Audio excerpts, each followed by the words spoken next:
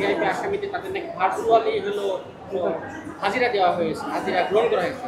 আসলে কোন পদ্ধতিতে কিভাবে তারা হাজিরা দিলেন এবং আদালতে তাদেরকে কিভাবে দেখানো হলো বা এই বিষয়ে অদ্য ঢাকার সিএমএম কোর্টের ২৮ নম্বর আদালতে জনাব এহসানুল ইসলাম স্যারের উপস্থিতিতে আমাদের এই আদালতের ঢাকা শহরের বিভিন্ন থানার মামলায় গ্রেপ্তারকৃত হাই সিকিউরিটি গ্রেপ্তারকৃত বিশেষ আদালতে কেরানীগঞ্জ বিশেষ আদালতে যে সমস্ত আসামিগণ রয়েছে তন্মধ্যে সাবেক ৯ মন্ত্রী, ৪ এমপি এবং ২ জন সাবেক আইজিপি, সাবেক একজন বিচারপতি শামসুদ্দিন মানিক সহ আজ ২৪ জন আসামিকে এই আদালতে ভার্চুয়ালি তাদের হাজিরার এবং শুনানির ব্যবস্থা করা হয়েছে। ভার্চুয়ালি এই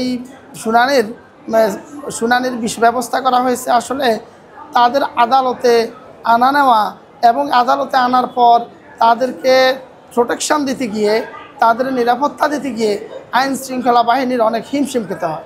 আপনারা অবগত আছেন, ঢাকা শহরের যেমন যাত্রাবাড়ি, কাপরুল, মোহাম্মদপুর, আদাবর, মিরপুর মডেল থানা, মিরপুর মডেল থানা, রামপুরা, বাড্ডা, এই সমস্ত এলাকায় বিভিন্ন হত্যা এবং হত্যা চেষ্টা মামলায় এই আসামিগণ অভিযুক্ত।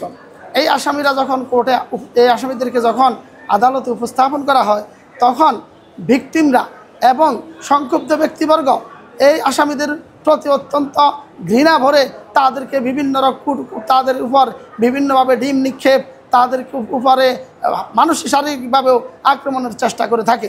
সেজন্য আদালত এই আসামিদেরকে ভার্চুয়ালি শুনানির ব্যবস্থা করে তাদের আনা নেওয়ার যে ঝুঁকি এবং যে সময় নষ্ট, পাশাপাশি আইন শৃঙ্খলা বাহিনীর যে তাদেরকে ট্যাকেল করতে গিয়ে যে হিমশিম খেতে হয়, সেটা থেকেও আপাতত ঝুঁকিমুক্ত হওয়ার কারণে তাদের এই ভার্চুয়ালি বিচার ব্যবস্থা করা হয়েছে।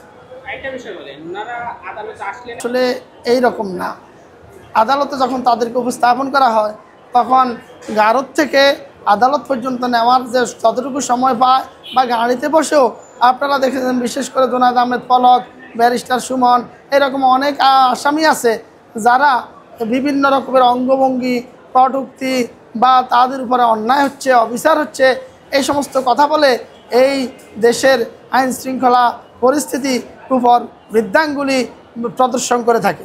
পাশাপাশি তাদের এই সমস্ত বক্তব্যের কারণে উত্তেজিত জনতা আরও উত্তেজিত হয়ে তাদের উপর আক্রমণ করারও চিন্তাভাবনা করে থাকে। সেই ক্ষেত্রে তাদেরকে যখন আদালতে আনা হয় তখন আইন শৃঙ্খলা পরিস্থিতিকে অত্যন্ত কঠোর পদক্ষেপ নিতে হয়, কঠোর শৃঙ্খলার ব্যবস্থা করতে হয়। সেই ক্ষেত্রে অতিরিক্ত ফোর্স মোতায়েন করতে হয়, আদালতের উপর অনেক চাপ বাড়ে। এই প্রক্রিয়া এখন যে ব্যবস্থা হয়েছে ভার্চুয়ালি, এই ব্যবস্থার মাধ্যমে সাক্ষী গ্রহণও চলবে। আমার বিশ্বাস এই প্রক্রিয়ার মাধ্যমে তাদের রায় পর্যন্ত দেওয়া যেতে পারে। আর আপাতত আপনারা অবগত আছেন যে কেরানীগঞ্জের যে স্পেশাল জেল বা বিশেষ জেলখানার ব্যবস্থা করা হয়েছে, সেই জেলখানায় 250 জন বন্দীদের রাখার ব্যবস্থা আছে। সেখানে প্রায় এখন 50 জনের মতো আছে।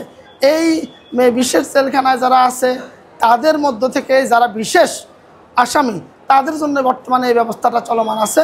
এইটা ভবিষ্যতে যদি আরও ইলাবোরেট করা হয় তাহলে আরও এরকম বিভিন্ন সন্ত্রাসী, জঙ্গি বা রাষ্ট্রের গুরুত্বপূর্ণ আসামি যারা, তাদের ক্ষেত্রেও এটা হতে পারে। এই আসামিদেরকে কোর্টে আনলে আপনারা জানেন, এই আসামিদের দিক নির্দেশনায় ফ্যাসিস্ট হাসিনার এই জুলাই আন্দোলনে এবং ফ্যাসিস্ট হাসিনার টোটাল রাজত্বকালীন সময়ে এই গত 15-16 বছরে হাজার হাজার মানুষ গুম হয়েছে, খুন হয়েছে, বিচারহীনতায় মানুষ ভুগেছে।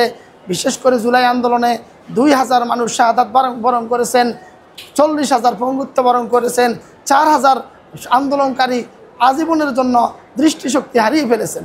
এই যে আসামিরা যারা আছেন এখনও ভঙ্গু এবং দৃষ্টিশক্তিহীন, তারা, তাদের আত্মীয় স্বজন, তাদের বন্ধুবান্ধব, তাদের সহযোদ্ধারা এই আসামিদেরকে এই কোর্টে আনার পর ক্ষুব্ধ প্রতিক্রিয়া ব্যক্ত করেছে। আপনারা অবগত আছেন, আমাদের যে পুলিশ বাহিনী বা আমাদের যে আইন শৃঙ্খলা বাহিনী, আমাদের কোর্টের যে অবস্থা, আগে আওয়ামী লীগের আমলে সেই স্বৈরাচার ফ্যাসিস্ট সরকারের আমলে আপনারা প্রত্যেক আদালতে দেখেছেন সেই বড় বড় খাঁচার ভিতরে ঢুকিয়ে ঘন্টার পর ঘন্টা বিএনপি জামাত সহ ভিন্ন মতাবলম্বীদেরকে, বিরোধী দলীয় নেতাদের কর্মীদেরকে কোর্টের মধ্যে একটা আযাবের মধ্যে রাখা হতো। কিন্তু আপনারা অবগত আছেন বর্তমান পুলিশ অনেক সহনশীল, অনেক নমনীয়।